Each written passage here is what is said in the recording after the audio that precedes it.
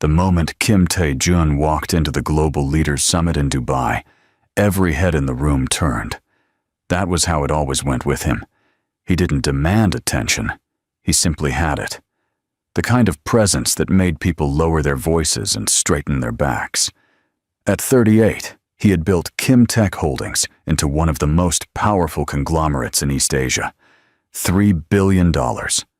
42 countries. His name was on buildings and in boardrooms from Seoul to Singapore. He moved through the convention hall with the ease of a man who had never once doubted himself, flanked by 2 assistants and a security detail that tried and failed to look invisible. Reporters tracked his path. Executives angled to catch his eye. Photographers repositioned themselves. He delivered his keynote to a standing audience of 1,500. His speech was sharp, visionary, masterfully delivered. When he finished, the applause was long and genuine. He returned to his seat, feeling exactly the way he always felt in moments like this, untouchable. Then the host stepped back to the podium and said, "Ladies and gentlemen, please welcome our next speaker. Founder and CEO of Brooks Atelier, ranked among the world's 50 most influential entrepreneurs, and recipient of the Global Humanitarian Architecture Prize, Ms. Amara Brooks." Tae-jun stopped breathing. The name moved through him like cold water. He hadn't heard it spoken aloud in years. Not outside of his own head. Not outside of the dark quiet of his office late at night, when he allowed himself to remember things he spent most of his energy trying to forget. He told himself it was a coincidence, a different person, a common name. Then she walked onto the stage. She was wearing ivory, a structured, sleeveless gown that moved like water. Her hair was pulled back. Her posture was perfect. She carried herself like someone who had stood in front of crowds 1,000 times and felt completely at peace with being seen. She was stunning, more than she had ever been. And she was Amara. His Amara. Except something in her eyes made it clear she was nobody's, but her own. Tae-jun's chest tightened. He gripped the armrest of his seat. She reached the podium, adjusted the microphone, and looked out at the audience with a calm, radiant smile. And then, almost as if she felt the weight of his stare, her eyes moved to where he was sitting. For exactly 2 seconds, they held each other's gaze. Then she looked away. Not with anger. Not with pain. She simply looked away, the way you look away from something entirely ordinary. The way you look away from a stranger. That was what broke him. Not anger. Not tears. Just nothing. He was nothing to her. And as she began to speak, her voice steady and rich and filled with purpose, Tae-jun sat very still and felt the full weight of what he had done to her 7 years earlier come back with a force that nearly knocked the air out of his lungs. 7 years earlier, Kim Tae-jun was different. Not in his ambition. That had always been enormous. But in the years before wealth hardened the edges of him, he was warmer. He laughed more easily.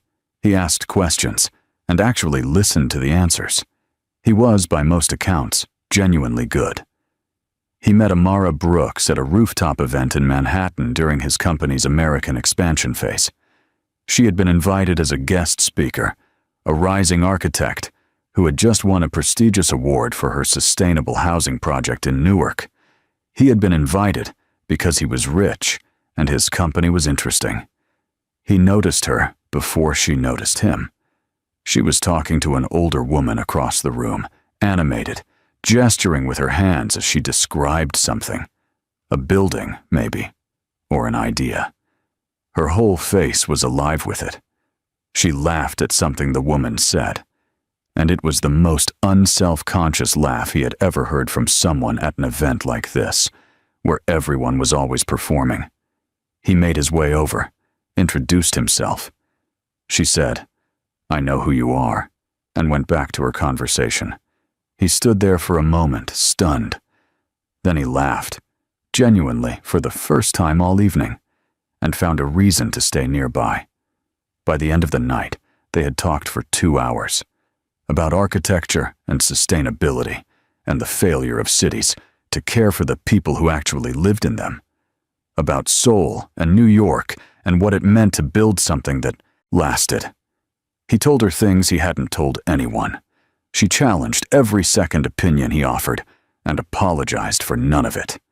He was completely gone before he ever admitted it to himself. They dated long distance for 8 months. He flew to New York every chance he had.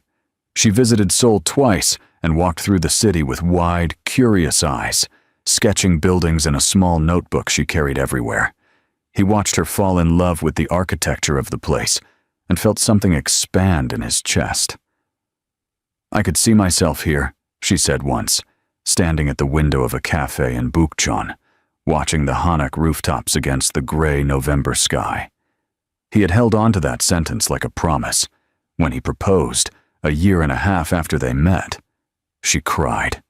She said yes before the ring was even fully out of the box. He placed it on her finger, with hands that were, for the first time in as long as he could remember, slightly unsteady. The opposition from his family was immediate and fierce.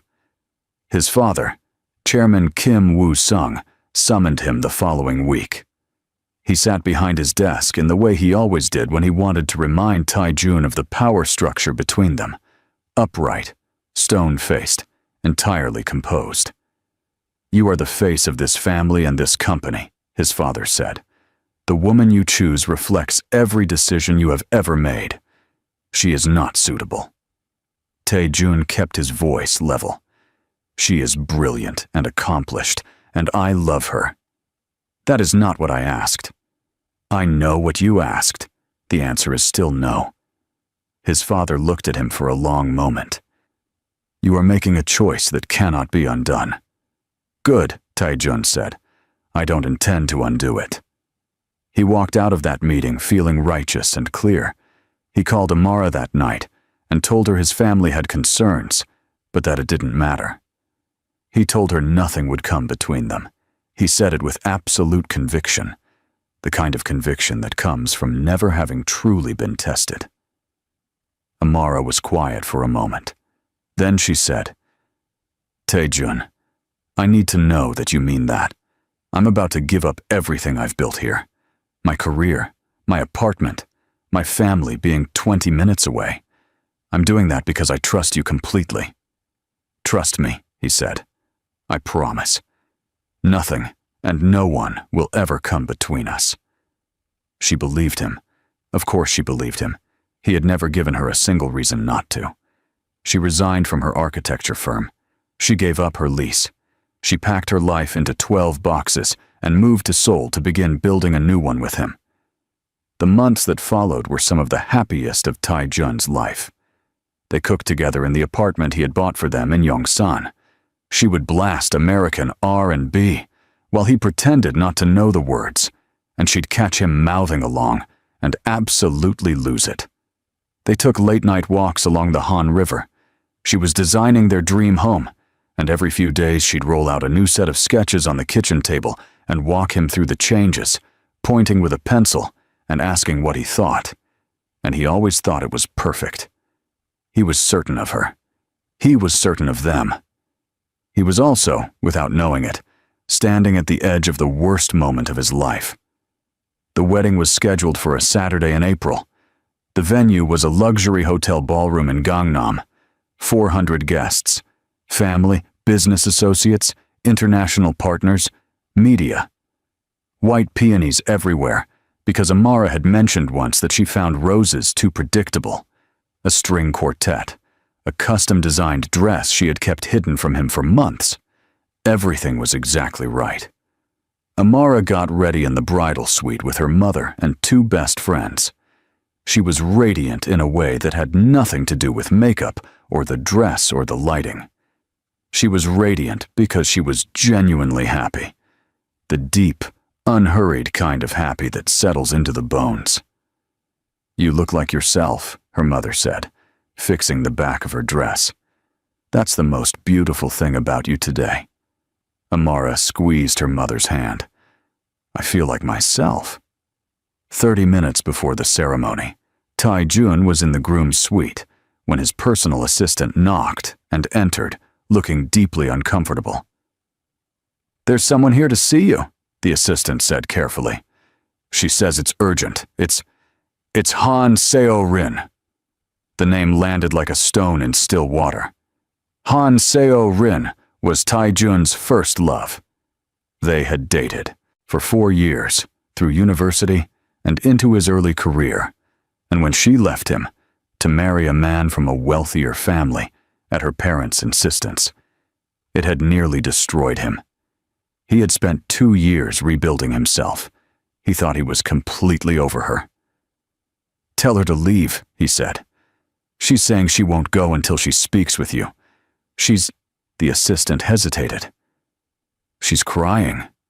Tae-jun's jaw tightened. He should have said no. He should have said it doesn't matter. Today is not the day. Escort her out of the building. He should have done the one thing that the man who stood in front of his father and said nothing and no one will come between us would have done. Instead, he said, 5 minutes. Seo-rin was waiting in a small side room off the main corridor. She looked like she had been crying for hours, her eyes red, her composure shattered. When he entered, she looked up and for a moment said nothing at all. Then she said, "Leaving you was the biggest mistake of my life." Tae-jun stared at her. "Seo-rin, I know I have no right to be here. I know what today is. But I couldn't let it happen without telling you. You were the right one. You were always the right one, and I was too stupid and too scared to choose you, and I have regretted it every single day." He should have said, "I'm sorry you feel that way, but I love Amara, and I'm marrying her in 25 minutes. Simple, clear, final." What he said instead was nothing, because his father walked in. Chairman Kim Woo-sung had arranged this. Tae-jun understood that in an instant, looking at his father's face, composed and deliberate, and not even slightly surprised. He had known Seo-rin was here. He had probably made sure of it. "Your first love came back for you," his father said quietly. "From a good family. A Korean woman who understands your world. This is your last chance to correct your mistake before you make it permanent." "This is my wedding day," Tae-jun said. "Yes," his father said. "Which is why this conversation is happening now." The minutes that followed were the most disastrous of Tae-jun's life, and the cruelest part was how ordinary his failure was. He was not a villain. He was not cold-blooded.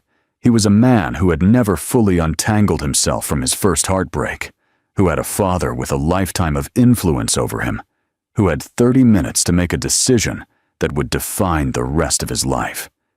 And he cracked. He walked out of that room and made the worst choice he had ever made. He walked into the ballroom. The guests were seated. The string quartet was playing. The doors at the far end were about to open for Amara. He asked the officiant to wait. He turned to face the room. And in front of 400 people, he announced that the wedding would not be taking place. The silence was absolute. Then came the sound of 400 people exhaling at once, then the murmuring, then someone audibly gasping. Cameras moved. Phones came out. His future mother-in-law made a sound he would hear in his nightmares for years. And then the doors opened anyway, because no one had told Amara. She walked in. She was breathtaking. The dress, the flowers in her hair, the way she moved. She walked 3 steps into the ballroom before she read the room and stopped. She looked at the guests. She looked at Tae-jun standing at the front of the room, not at the altar, looking like a man who wanted the floor to swallow him. She understood immediately. The silence stretched. No one moved. Then Amara walked forward. Not running, not trembling. She walked with the kind of composure that takes everything a person has. She stopped in front of Tae-jun and looked at him. Really looked at him, for a long moment. She removed her engagement ring. She placed it in his hand. Her voice was completely steady. "You didn't choose her," she said. "You failed to choose me." She turned around and walked back the way she had come. The doors closed behind her. Nobody clapped. Nobody spoke. Taijun stood at the front of the room, holding a ring that suddenly weighed more than anything he had ever carried. And in the part of his mind that was already beginning to understand the magnitude of what he had just done, a small, terrible voice said, "You will spend the rest of your life trying to explain this to yourself." He thought she would call. That was the thing that revealed the most about him. Not what he had done, but what he assumed would happen next. He thought she would go somewhere and cry and be devastated, and then, eventually, she would want to talk. He would apologize. He would explain. They would find their way through it. He woke up the next morning to a phone that hadn't rung. He told himself she needed space. He gave her a day. Then, two. On the third day, he went to the apartment. He used his key. He opened the door and stood in the entrance hallway and felt the silence of the place reach for him like hands. She was gone. Completely gone. Every piece of clothing, every book, every personal item she had brought from New York, the sketches she had pinned to the wall of the study. Gone. The notebook she carried everywhere. Gone. The tiny succulent she kept on the kitchen windowsill. She had even taken that. The engagement ring was on the kitchen counter, placed exactly in the center, as if she had set it down with deliberate care. He called her phone, disconnected. He searched for her on every platform she had used. All of it deleted. Her Instagram, her professional profiles, her design portfolio website. Gone. He sent emails. They bounced. He contacted her architecture firm in New York. They said she had tendered her resignation before moving to Seoul. They had no forwarding information. He reached out to her friends. None of them replied. Taejun stood in that empty apartment and felt, for the first time, the true shape of what he had done. Not the embarrassment of the canceled wedding, the actual loss of her. The specific, irreplaceable fact of Amara, who had packed herself up and disappeared from his life with the same quiet precision with which she did everything. He had been certain she would come back. She had not come back. In the weeks that followed, he told himself he was fine. He began seeing Seo-rin. They were photographed together at dinners and events. His father expressed satisfaction. On the surface, everything looked like the outcome he had chosen. But Seo-rin was not who she had been at 22, and neither was Taejun. She was rigid and status-obsessed, and spent his money with an ease that suggested she had always thought of it as hers. She talked about other people with a casual cruelty he found exhausting. She had very little genuine curiosity about anything. Not the world, not him, not the future. She treated their relationship like an acquisition. 3 months in, Taejun found out the truth from a business associate who knew Seo-rin's ex-husband. Her marriage had dissolved because her former husband had restructured his assets after a major financial loss. She had walked away from a great deal of her lifestyle. She had come back to Taejun not out of love, but out of calculation. He was the wealthiest man she had ever been connected to, and she had simply come back to reclaim a position. She never loved him.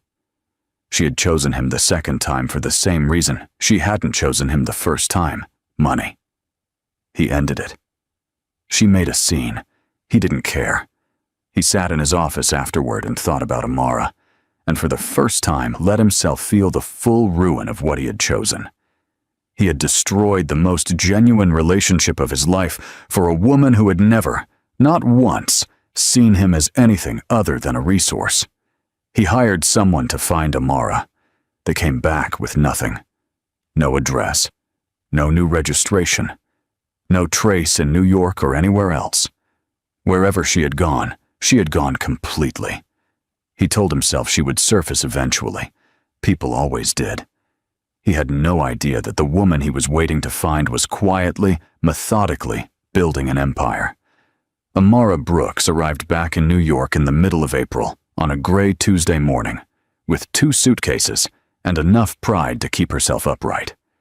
She held it together through customs, through the cab ride to her cousin's apartment in Brooklyn where she would be staying, through the unpacking of the first suitcase. Then she sat on the edge of her cousin's guest bed and completely fell apart.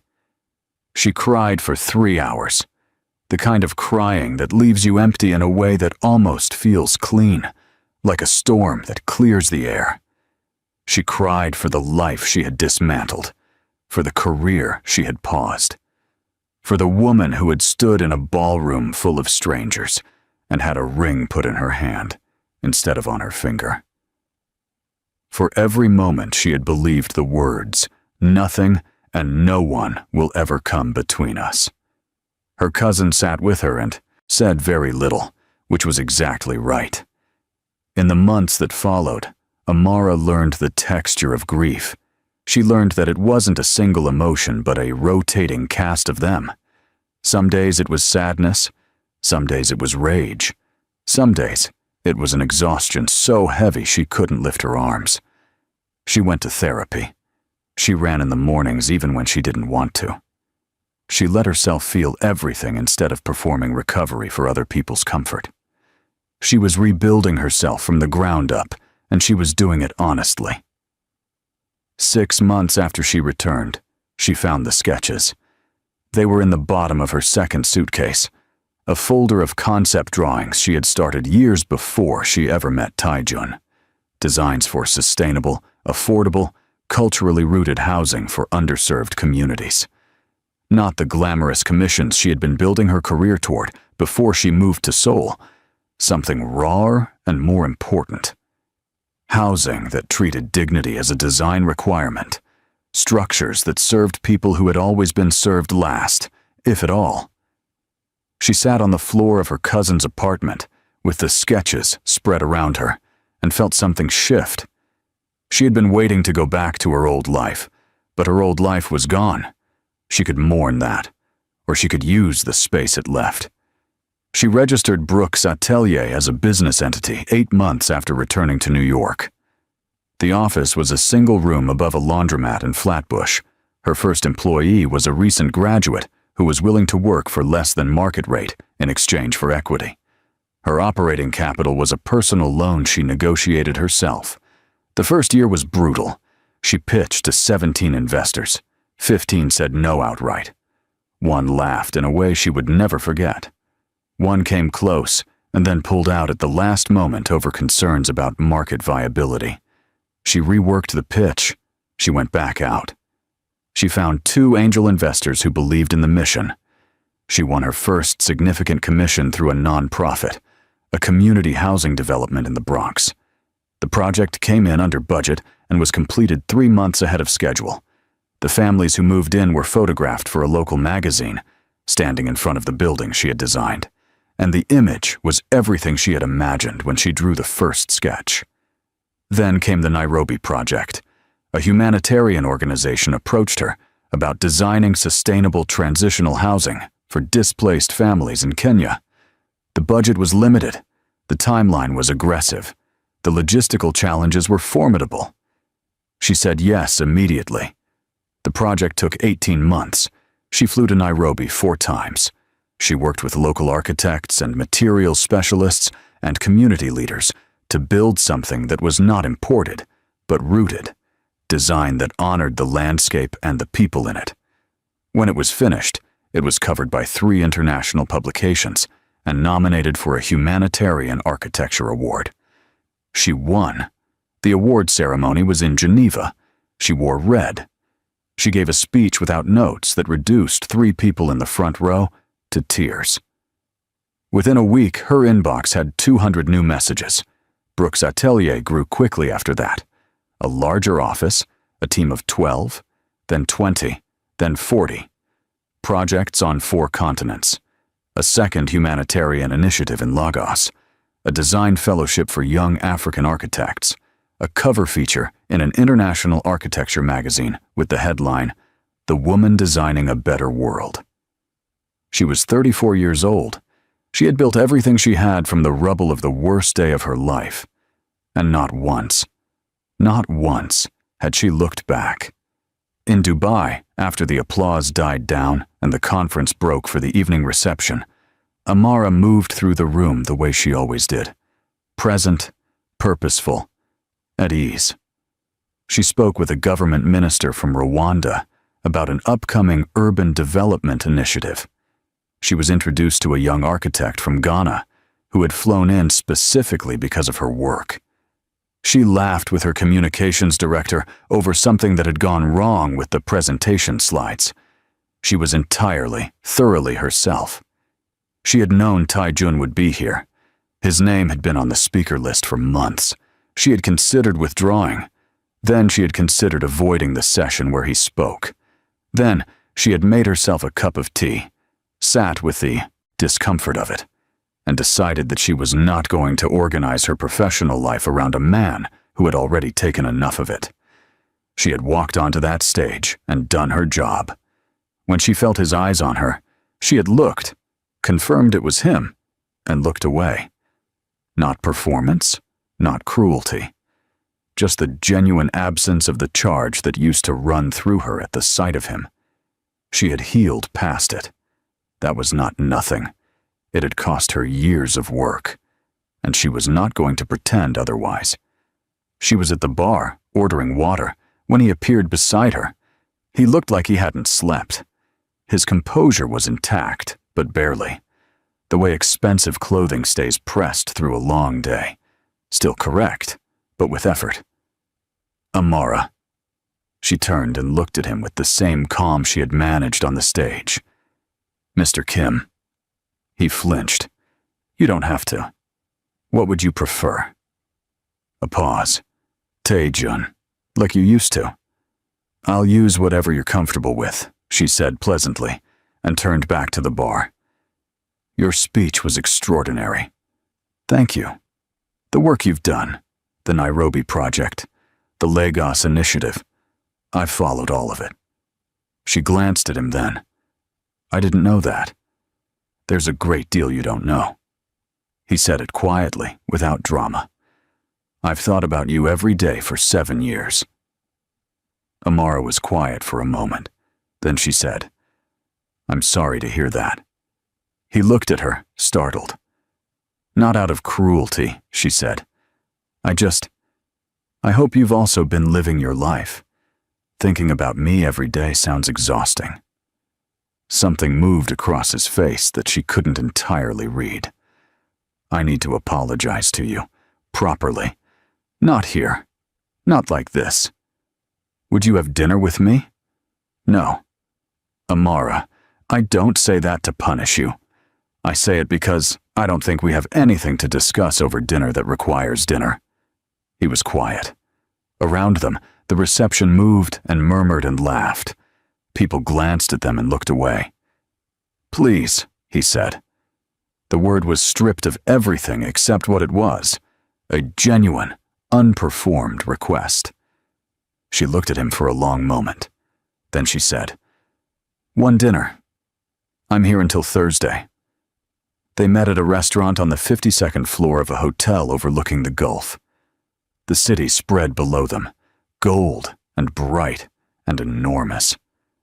Taijun arrived first and stood when she walked in. She was wearing emerald green. She looked like someone who belonged everywhere. They ordered. Small talk moved them through the first course. The conference, the city, mutual acquaintances. They were both good at surface conversation. They had been once, much better at the other kind. Then Taijun put down his fork. "I need to say this properly," he said. "What I did on that day was unforgivable. I know that. I'm not here to argue otherwise, or to offer you reasons as though reasons change what happened. I was weak. I had spent years afraid of my father, and afraid of my own grief over Seo Rin, and I took all of that, and put it on you on the worst possible day, in the worst possible way." Amara listened without interrupting. You gave up everything to come to Seoul. You trusted me completely, and I was not worth that trust. I told you nothing would come between us, and I let it. I have regretted it every single day, and I know that means nothing to you, and I know it shouldn't. But I needed you to hear it. The room was quiet around them. Someone 2 tables over laughed softly.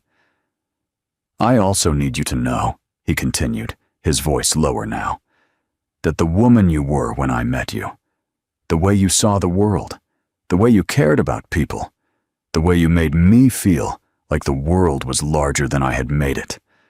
I have never stopped. He stopped. I have never stopped.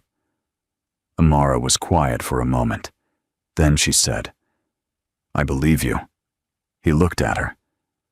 I've known for a long time that you regretted it. That wasn't the question I needed answered.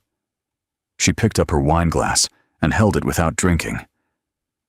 The question I needed to answer was whether I was going to let what happened to me become the defining story of my life. Whether I was going to be the woman who was left at the altar, or whether I was going to be. She gestured slightly, a quiet motion that seemed to indicate herself, her work, her whole life. This. You became extraordinary, he said. I was always going to become extraordinary, she said, and there was nothing arrogant in it, just simple truth. What you did accelerated it, honestly. Losing you put me in a room alone with myself and forced me to figure out what I actually wanted to build, not what I thought I wanted, because I was in love and happy. Tae-jun absorbed this. That's remarkable. I don't know if I could be that generous. I'm not being generous. I'm just being accurate. She set her glass down. What you did was devastating. I was in depression for months. I didn't recognize myself. The grief was real. She paused, but it was also mine. I decided what I did with it. Can I ask you something? You can ask. Is there... He stopped, started again. Is there any part of you that's still... No. She said it without hesitation and without cruelty. Not in the way you're asking. He nodded slowly. The expression on his face was one she hadn't expected. Not devastation exactly, but something quieter and more permanent. Acceptance. I thought... He laughed softly, humorlessly. I told myself for years that if I ever found you, if I could just see you, that there would be something left, something to rebuild from. Tae-jun. She leaned forward slightly. What we had was real. I loved you. I loved you completely. What you felt was real. I believe that entirely. She paused. But we are not the same people. I spent 7 years becoming someone that woman in that ballroom could never have imagined being. And the woman I am now, she didn't survive and rebuild and build something extraordinary just to step back into the story where she's the person who almost got married to Kim Tae-jun. He stared at the table. When he looked up, his eyes were wet, not spilling, but close. Can we start again? His voice was barely audible. She looked at him with something that was not cold and not warm, but honest. The most genuine thing she could offer him.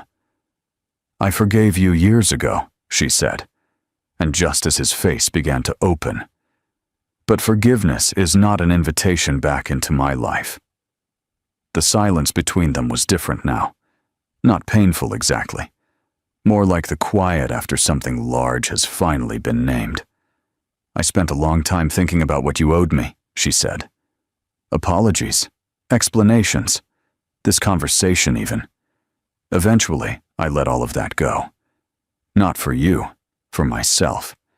Carrying it was slowing me down. She looked at him steadily. The woman who loved you doesn't exist anymore. Not because what she felt wasn't real, but because she grew into someone else. Someone I fought very hard to become. Tae-jun pressed his lips together. I understand. I know you do. She held his gaze. That's why I agreed to dinner. They finished the meal slowly. The conversation moved to safer things. Her upcoming institute, his company's new sustainability commitments, the city below them turning golden in the late evening light. They spoke like two people who had once been close and now existed in adjacent worlds.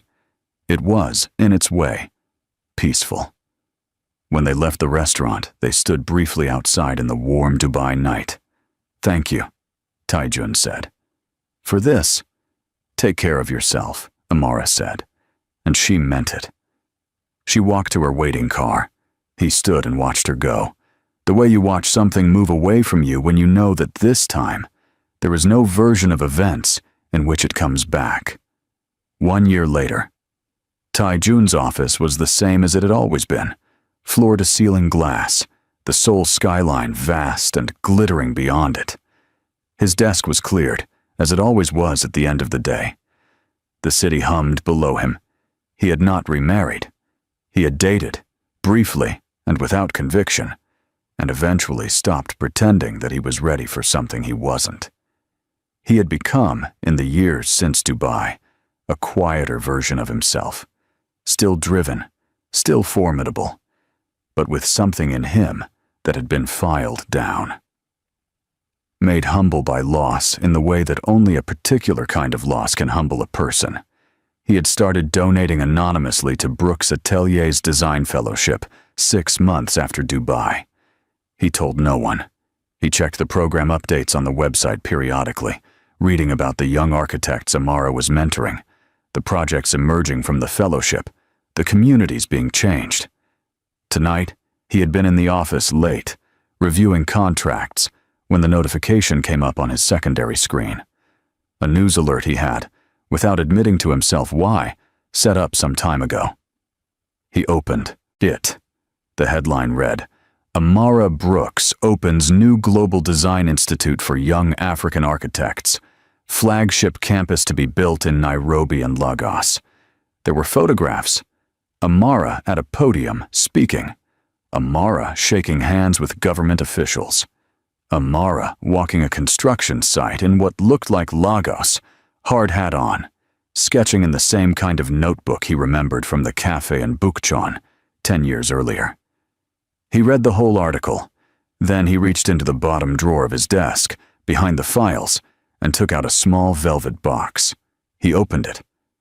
The engagement ring was inside, the one she had placed in his hand in that ballroom, and which he had carried with him in various drawers and cases ever since, unable to get rid of it, unsure of what keeping it meant. He held it for a moment, turned it in the light. He thought about who she was when he gave it to her,